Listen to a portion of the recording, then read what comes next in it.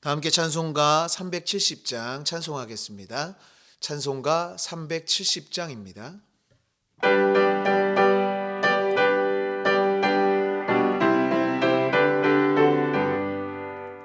주 안에 있는 나에게 단 근심이 있으랴. 십자가 밑에 나아가 내 짐을 풀었네.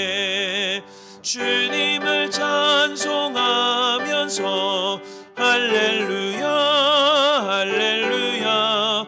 내 앞길 멀고 험해도 나 주님만 따라가리. 그 두려움이 변하여 내 기도 되었고 전날의 한숨 변하여 내 노래 되었네. 주님을 찬송하면서 할렐루야 할렐루야. 내 앞길 멀고 험해도 나 주님만 따라가리. 내 주는 자비하셔서 늘 함께 계시고 내 궁핍함을 아시고 늘 채워주시네. 주님을 찬송하면서 할렐루야 할렐루야. 내 앞길 멀고 험해도 나 주님만 따라가리. 내 주와 맺은 언약은 영불변하시니 그 나라 가기까지는 늘 보호하시네.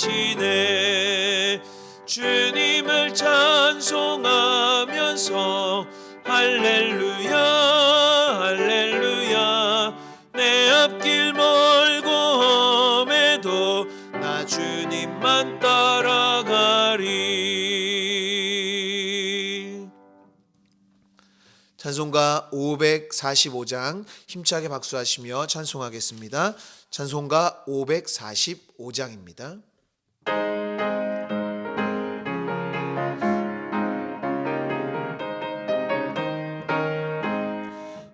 은혜 아무 증거 아니 배여도 믿음만을 가지고서 늘 걸으며 이 귀에 아무 소리 아니 들려도 하나님의 약속 위에 서리라.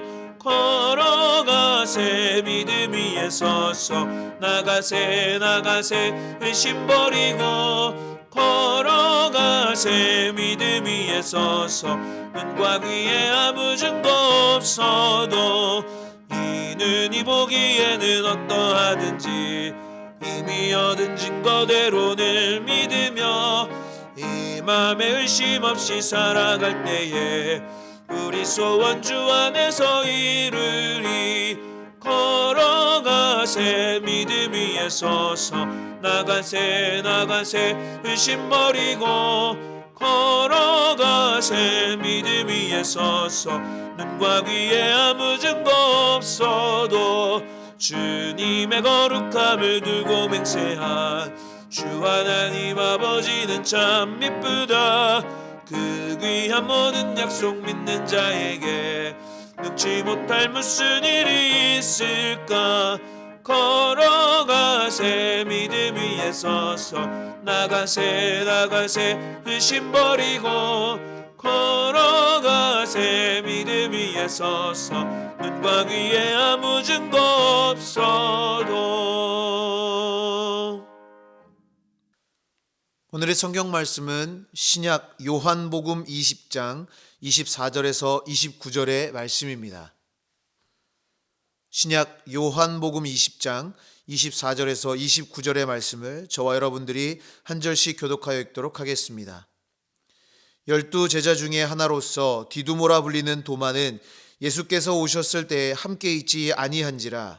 다른 제자들이 그에게 이르되 우리가 주를 보았노라 하니 도마가 이르되 내가 그의 손에 못자국을 보며 내 손가락을 그 못자국에 넣으며 내 손을 그 옆구리에 넣어보지 않고는 믿지 아니하겠노라 하니라. 여드레를 지나서 제자들이 다시 집 안에 있을 때에 도마도 함께 있고 문들이 닫혔는데 예수께서 오사 가운데 서서 이르시되 너희에게 평강이 있을지어다 하시고 도마에게 이르시되 내 손가락을 이리 내밀어 내 손을 보고 내 손을 내밀어 내 옆구리에 넣어보라. 그리하여 믿음 없는 자가 되지 말고 믿는 자가 되라. 도마가 대답하여 이르되 나의 주님이시요 나의 하나님이시니이다. 예수께서 이르시되 너는 나를 본고로 믿느냐 보지 못하고 믿는 자들은 복되도다 하시니라. 아멘. 할렐루야. 사순절 새벽기도회를 통해 은혜를 경험하길 원하는 모든 분들에게 주님의 은혜와 평강이 함께 하시기를 간절히 소망합니다. 우리가 자주 부르는 찬송가 456장 거친 세상에서 실패하거든 이라는 찬송가는 미국 텍사스의 남서부 신학교 음악교수로 재직하던 베이러스 벤자민 맥키니가 작사한 곡입니다. 1923년 여름 주일학교 협의회에서 한 목사님이 짧으면서도 매우 감동적인 설교를 했습니다. 그리고 설교 끝에 구원의 확신을 다시 다짐하는 사람들을 앞으로 나오도록 했습니다. 그러나 아무도 나오는 사람이 없자 그 목사님은 더욱 간곡한 마음으로 여러분 어서 여러분의 손을 내밀어 주님의 못자국 난 손을 잡으시기 바랍니다 라는 이야기에 이 맥키니 교수님은 갑자기 뜨거운 감동을 받게 됐습니다. 그래서 못자국 난 손이라는 찬송시의 제목 하나를 떠올렸습니다. 집회가 끝난 후 그는 폭풍우 속을 뚫고 간신히 숙소로 돌아왔습니다. 주님의 못 박힌 손과 폭풍우 치는 상황을 연결시켜서 한 절의 시를 짓고 후에 그 시를 완성시켜 곡을 붙인 것이 바로 찬송가 456장입니다. 우리가 자주 부르는 이 찬송가는 본문에서 예수님이 도마에게 내 손을 보고 내 손을 내밀어 내 옆구리에 내어보라. 그리하여 믿음 없는 자가 되지 말고 믿는 자가 되라 라는 말씀을 토대로 만들어진 곡입니다. 도마는 예수님의 제자 가운데 의심이 많은 사람이었다고 알려져 있습니다. 그날엔 도마뿐만 아니라 모든 제자들도 예수님의 부활에 대해 믿기 어려웠습니다. 사실 그들은 예수님의 부활보다도 예수님이 죽으신다는 사실 자체를 받아들이기 어려웠습니다. 그들에게 예수님은 죽으시면 안 되는 분이었기 때문입니다. 왜냐하면 예수님은 예루살렘에 올라가셔서 왕의 자리에 앉으시고 제자들도 한 자리씩 차지해야 하는데 죽으신다는 것은 있을 수 없는 일이었기 때문입니다. 그래서 그들은 예수님의 십자가 고난에 큰 충격을 받고 예수님을 향한 모든 기대를 다 저버리고 좌절과 시리에 빠졌으며 게다가 예수님의 제자라는 신분 때문에 당국자들을 두려워하며 문을 잠그고 있는 상황이었습니다. 이런 상황에서 도마는 낙심과 실망으로 다른 제자들과 함께 있지 않았습니다. 그런 상황에서 부활하신 예수님이 제자들을 찾아오신 것입니다.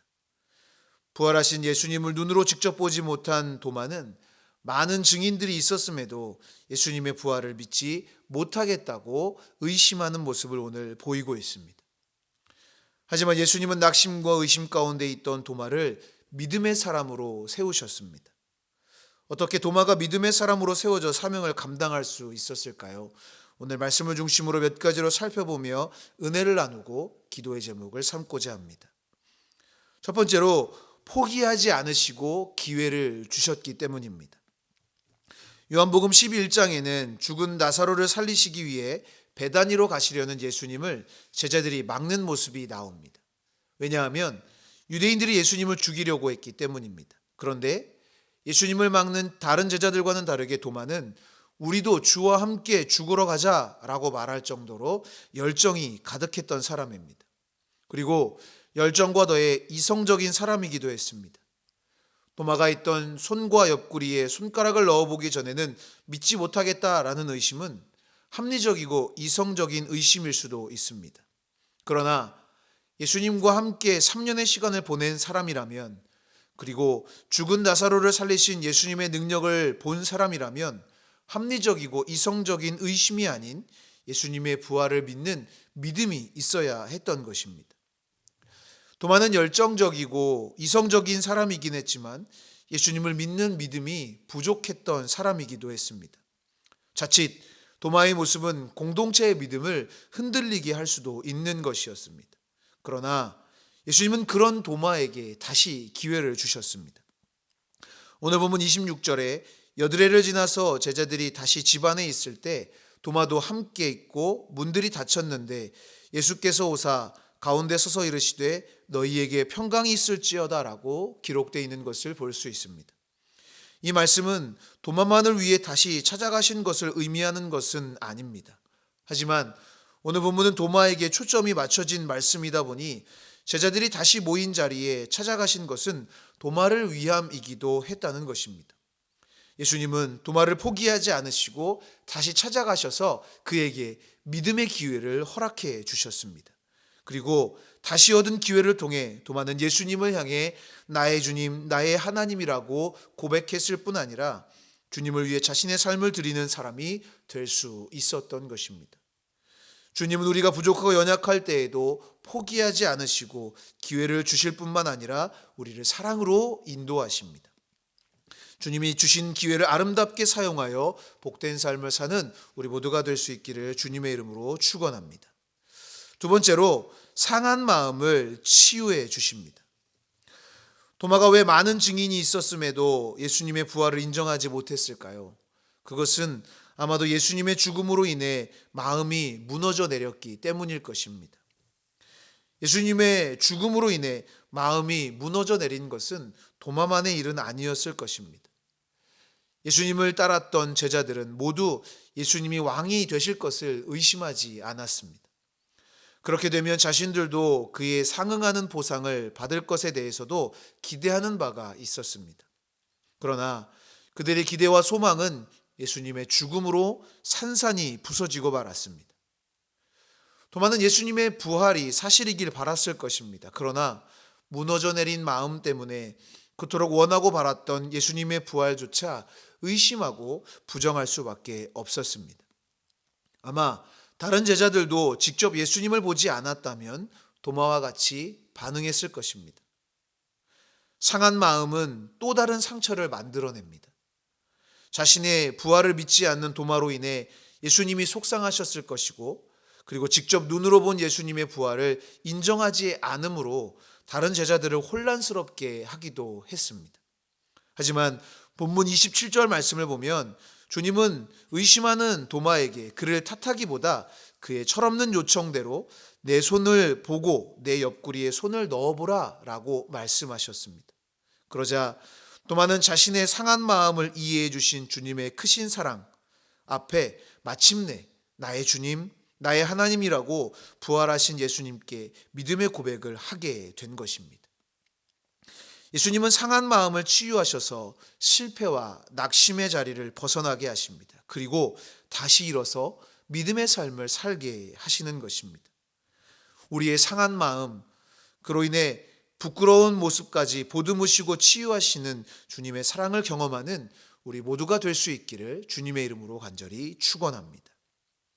마지막으로 참된 믿음을 가르쳐 주십니다.